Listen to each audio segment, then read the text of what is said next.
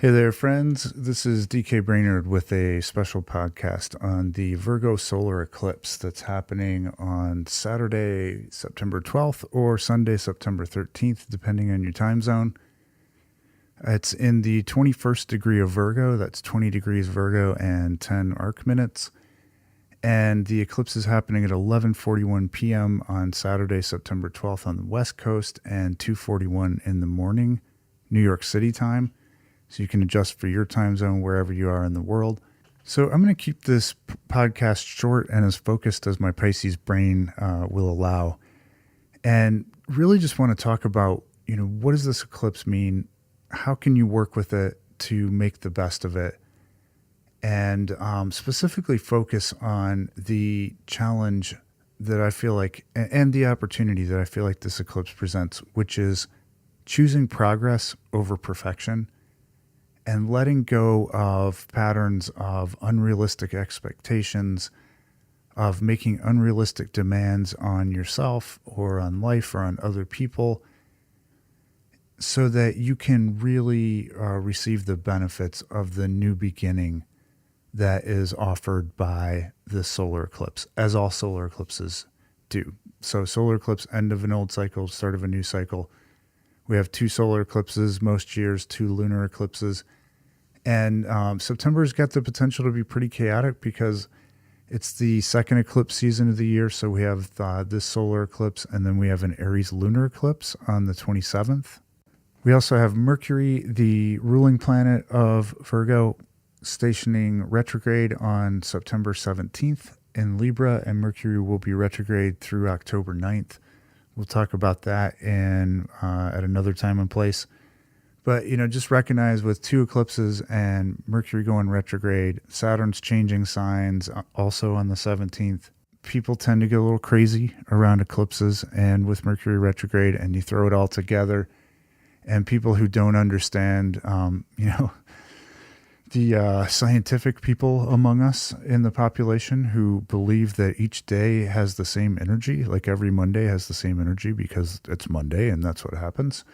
They're not gonna know why they're feeling what they're feeling. So they tend to act out, they tend to withdraw, they tend to get, a little wacky.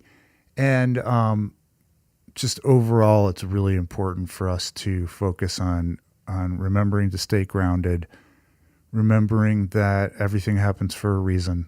And if you're having one of those days or one of those weeks where everything just feels really, really bad, remembering that this too shall pass. Everything is cyclical. So this is a solar eclipse, and not sure if I gave you the times on that. So it's in the 21st degree of Virgo, so 20 degrees Virgo and 10 minutes, which puts it into the 21st degree of Virgo. And the exact moment of the eclipse is Saturday the 12th at 11:41 p.m. on the west coast of the USA, and Sunday the 13th at 2:41 in the morning, New York City time on the East Coast. So a solar eclipse is when the sun is eclipsed by the moon. And basically, it's a time when the sun and the moon are on the same plane of the solar system. So the moon actually passes in front of the face of the sun. And this is not going to be visible throughout most of the world. But astrologically, we're still going to feel the effects. And it's worth meditating on the meanings of the sun and moon astrologically, like what they represent energetically. So the sun is life, it's light, radiance. Without the sun, there's no life on Earth. The moon is the body that reflects the sun and then gives us light at night. And the moon in astrology resonates with the subconscious, and specifically the emotional patterns that we developed that tend to be subconscious, especially in adulthood, in relation to nurturing and to our mother energy and the early childhood environment that we grow up in. So big lunar events like eclipses affect all of us emotionally and often on a very subconscious level.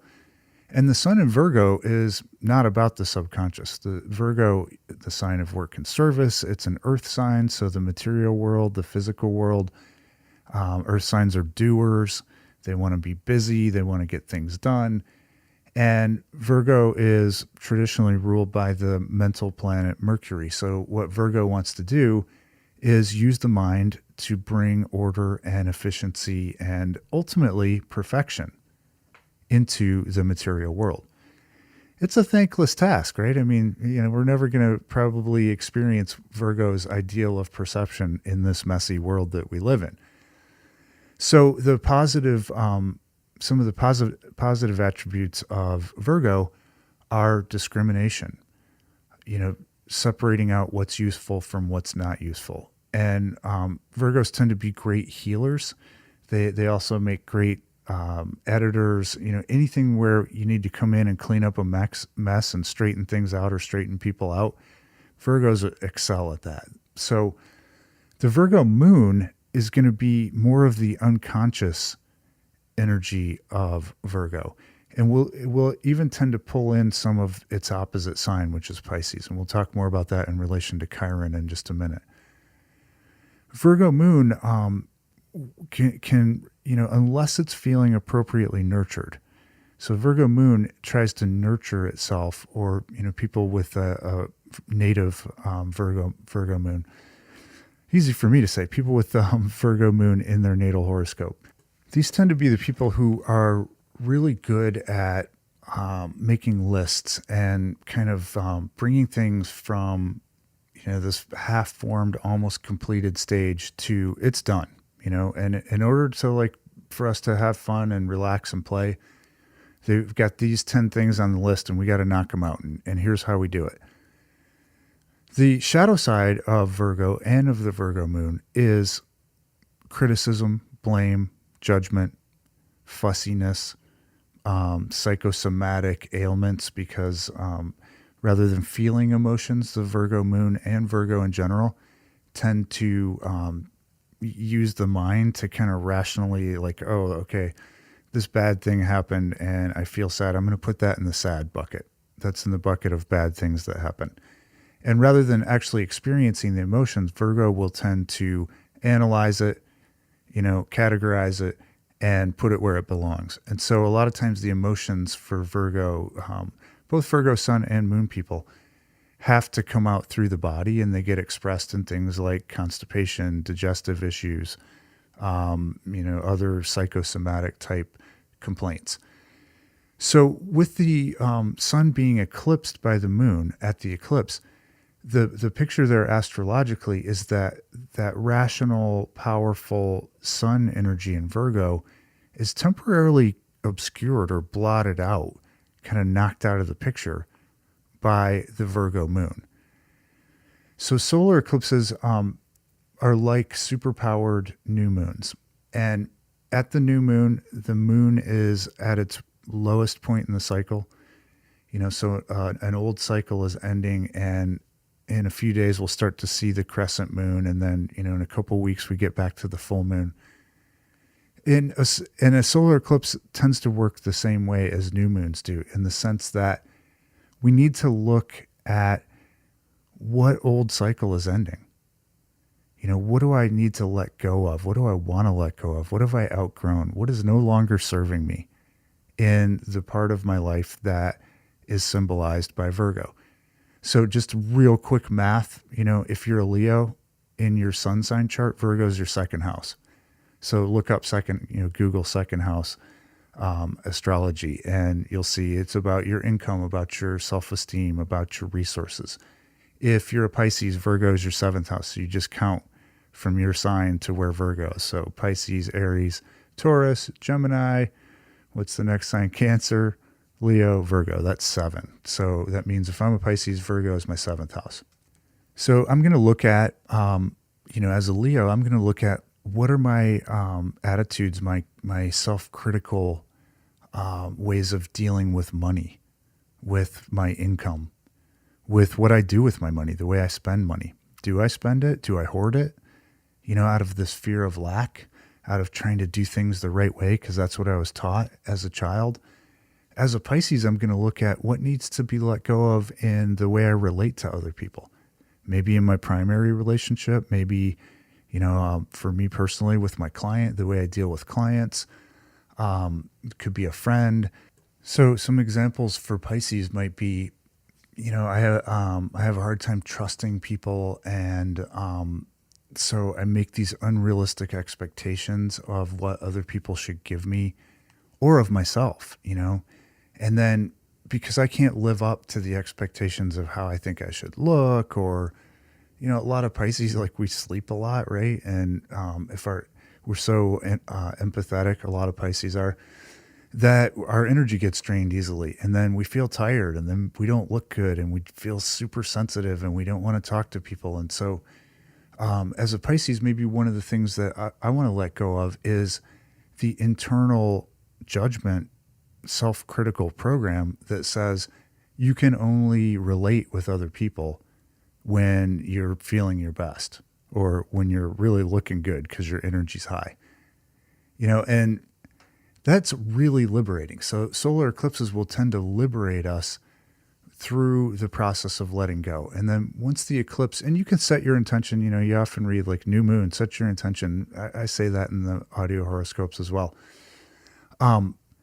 The intention usually, though, becomes clearer after the eclipse. And so, but if you get a good feeling for what it is, then go for it. So as a Leo ascendant, I've got an intention around my income and around money. So Virgo being the second house from Leo.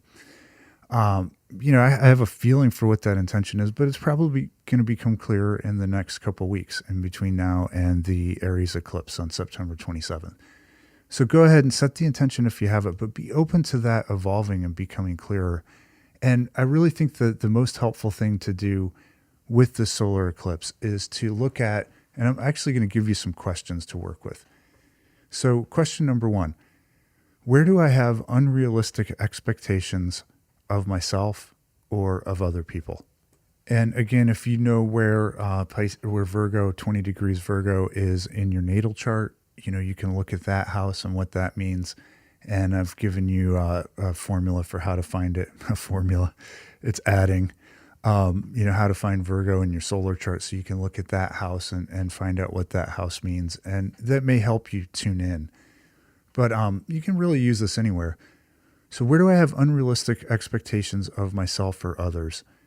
And remember that the moon is the planetary archetype that talks about security and our subconscious processes relating to being nurtured and to experiencing security. Interesting thing with this eclipse is that it is almost exactly opposite Chiron, the wounded healer archetype in Pisces, Virgo's opposite house.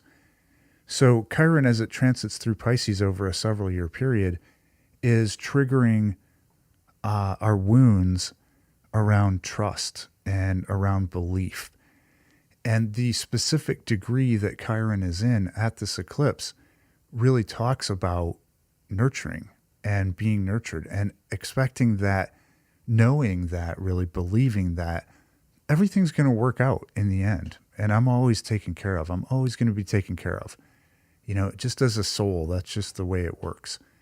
So we can use that as a framework for looking at this as well, because most of the reasons that we have unrealistic expectations are fear-based, right?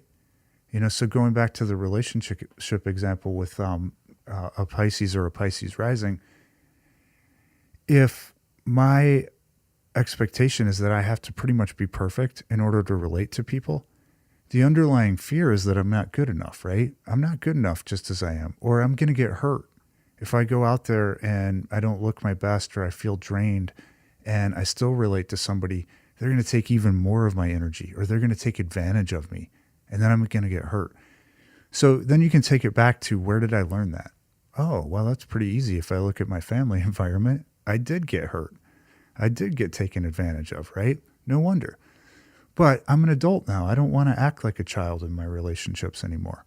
So in that example, what I want to let go of is the fear that I can't be okay. that leads to that unrealistic expectation. I want to let go of that pattern of seeing myself unconsciously, remember, right, as a little child, a defenseless little child who can't claim what he needs or stick up for himself or defend himself.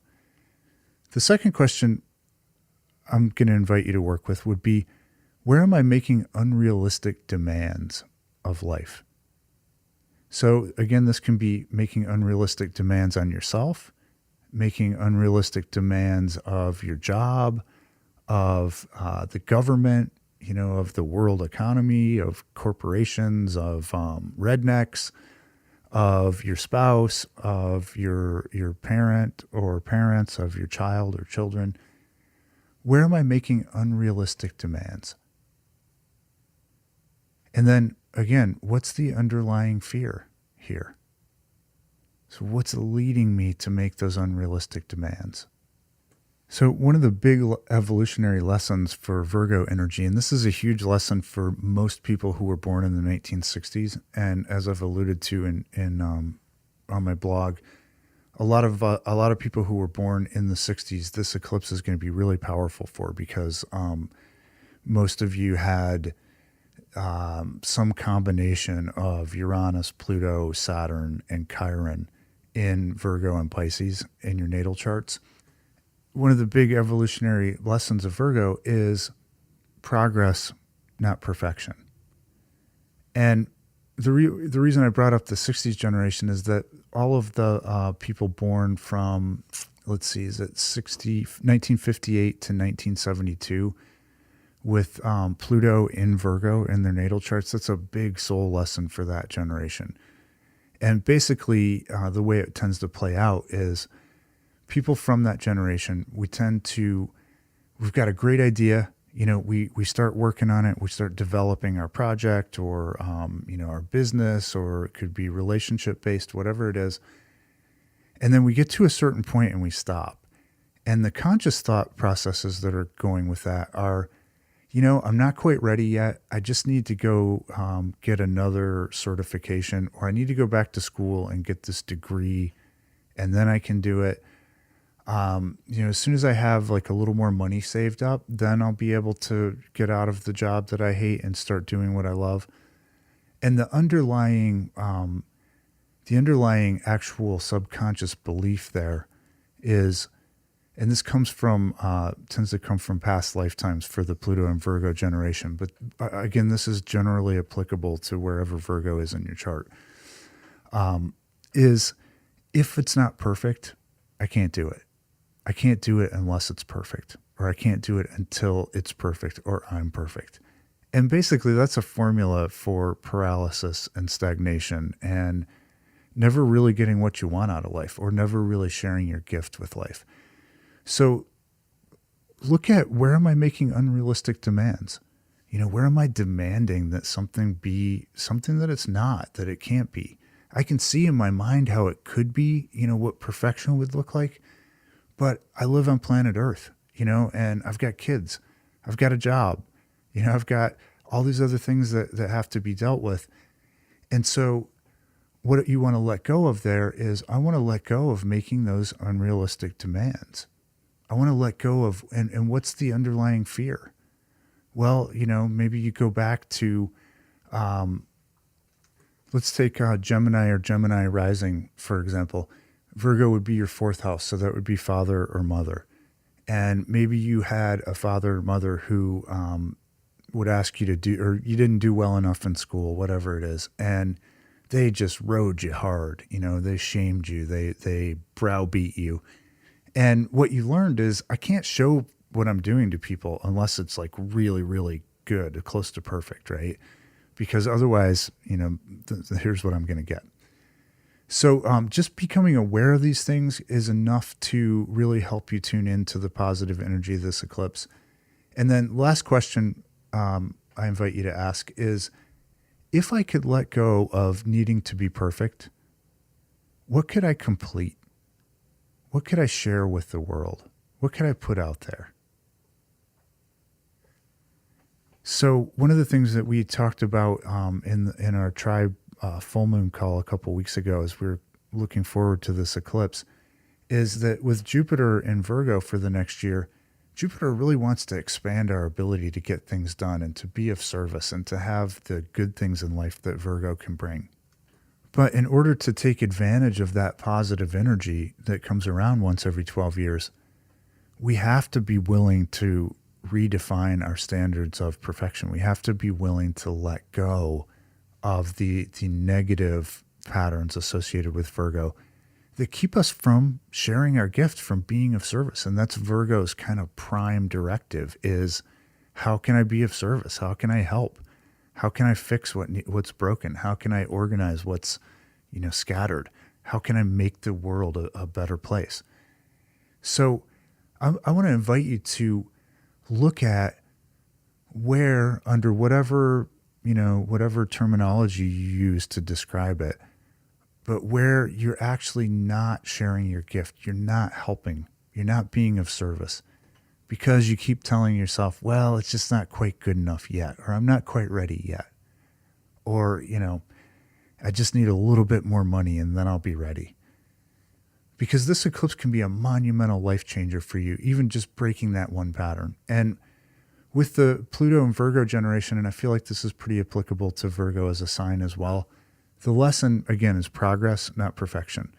So the lesson is, rather than waiting until everything's perfect or I'm totally good enough, I'm going to take one small step.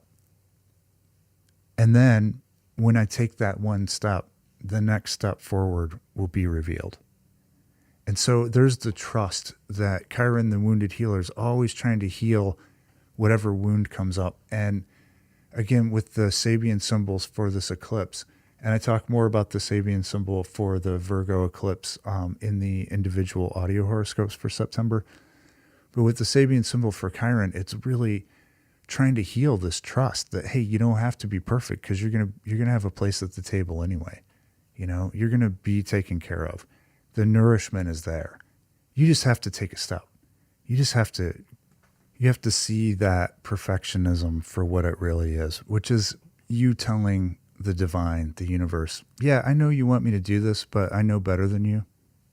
And if you know any Virgos, I love you. Virgos, and I've known so many Virgos who have actually said these exact words. Well, if people would just listen to what I say, people would just do what I tell them, everything would be perfect. And so Virgo does know, it's very smart. It's very good at analyzing, figuring out the best solution. But, it doesn't know better than the creator of everything, right? And that's what we're saying when we let perfectionism get in the way of progress, when we withhold our gifts, when we don't take that step forward into more of our life's purpose because we're waiting to be perfect. We're basically really saying, hey, you showed me I should do this, but I'm smarter than you, so sorry, God, sorry, goddess. You just have to wait till I'm ready. So we don't want to do that, right? So I hope you found this helpful. Thanks for tuning in, and do want to remind you that I have my Mercury retrograde eclipse reading special going in September. So those slots are starting to fill up pretty quickly. So if you want some help tuning in to how you can work with this energy in September and really take a big step forward into doing more of what you love, check out my profile on Facebook, DK Brainard, or Words for the People on Facebook, or you can find the specials in the store on wordsforthepeople.com. Or just call me or email me. So hope you have a great month of September. Talk to you soon.